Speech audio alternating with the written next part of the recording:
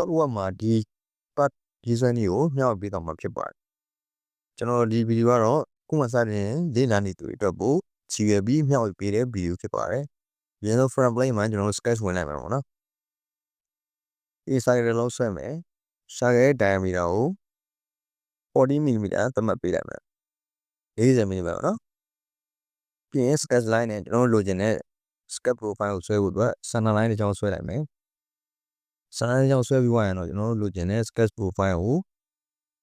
ကျွန်တော်တို့လိုက်ပြီးဆွဲလိုက်မယ်။ပြီးပြီဆိုရင်ကျွန်တော်တို့ dimension သတ်မှတ်မှာပေးမှာဖြစ်ပါတယ်။ကျွန်တော်တို့လိုချင်တဲ့အတိုင်းလိုက် profile shape တိုင်းလိုက်ဆွဲလိုက်ပါမလိုတဲ့ sketch line ကို trim နဲ့ဖြတ်ထုတ်ပေးလိုက်မှာဖြစ်ပါတယ် power trim ပေါ့နော်ပြီးတော့ကျွန်တော်တို့ကmirror dynamic mirror entity နဲ့ sticker နဲ့အသုံးပြုလို့ရပါတယ်ဒါbeginner တို့ tutorial ဖြစ်တဲ့အတွက်တစ်ဆင့်ချင်းကျွန်တော် step by step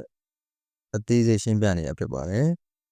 ကျွန်တော် mirror line ကိုယူလိုက်ပါပေါ့နော် mirror line ယူတော့ sketch တက်တွေကို mirror သွားလိုက်မှာဖြစ်ပါတယ်ပြီးတော့ကျွန်တော် dimension စသတ်မှတ်ပေါ့နော်ဒီနဲ့ဒီ line နှစ်ခုရဲ့အကွာအဝေးကိုတော့ကျွန်တော်တို့က30သတ်မှတ်ပေးလိုက်မယ်ပြီးရင်တော့နောက်တစ်ဆင့်ပေါ့နော်နောက်တစ်ဆင့် grid ပုံစံလေးပေါ့နော်တစ်ဆင့်ကတော့ကျွန်တော်တို့ကအကျယ်ပေါ့နော်ဒီတက်လေးရပေါ်တက်လေးအကျယ်ကို34သတ်မှတ်ပေးပါနော်34 mm သတ်မှတ်ပေး36ပေါ့နော်36 mm သတ်မှတ်ပေးလိုက်ပါဒီအတက်နဲ့ဒီတက်အမြင့်ကိုတော့ကျွန်တော်တို့က25ရော36ပဲသတ်မှတ်ပေးလိုက်ပါ36ပတ်လဲပေါ့နော်36ပဲသတ်မှတ်ပေးလိုက်ပါပြီးဒီ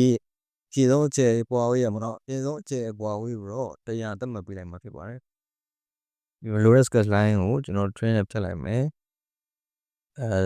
sketch line h2 ထုတ်ဖို့အတွက် sketch line ကိုကျွန်တော်ပိတ်ပေးလိုက်မှာဖြစ်ပါတယ်ဒါဆိုရင်ကျွန်တော် h2 possible ထုတ်လို့ရပြီပေါ့နော် h2 possible ထုတ်လိုက်မယ် blind နဲ့သူ့ရဲ့အထူတော့ကျွန်တော်တို့က86 mm သတ်မှတ်ပေးလိုက်ပါနော်76 mm သတ်မှတ်ပေးလိုက်ပါပြီးရင် okay ပေးလိုက်ပါကျွန်တော်တို့ပထမဆင့်ရရှိသွားပြီဖြစ်ပါတယ်နောက်တစ်ဆင့်အနေနဲ့ဒီ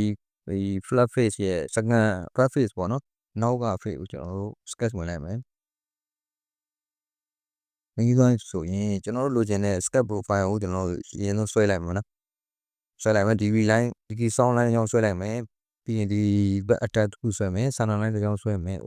ပြီးရင် center line ကို position ပေးလိုက်ပါပြီးဆိုတော့ command analysis နဲ့ယူရမယ်ယူပြီးသွားရင်ကျွန်တော်တို့ဘက်ကို mirror သွားမှာဖြစ်ပါတယ်60 degree ပေါ့နော်ဒီ TV ရဲ့တန်ဖိုးကတော့60 degree ဖြစ်ပါတယ်ဘောကကျွန်တော်တို့က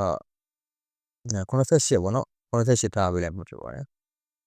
ပြီးရင် mirror နဲ့သွားလိုက်မှာဖြစ်တယ် mirror analysis ယူလိုက်မယ် mirror analysis ကို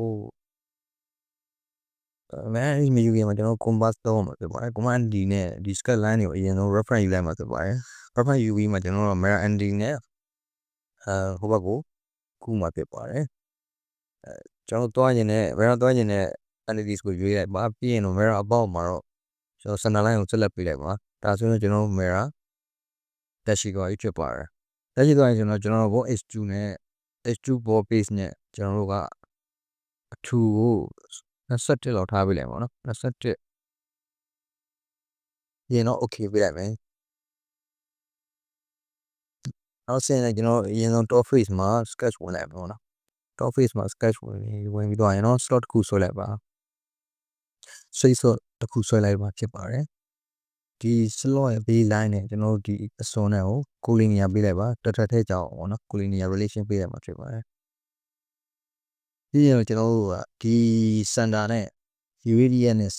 တန်မို့တော့ကျွန်တော်တို့ဘယ်လောက်ပေးမလဲဘယ်လောက်ထားပေးမလဲဆိုတော့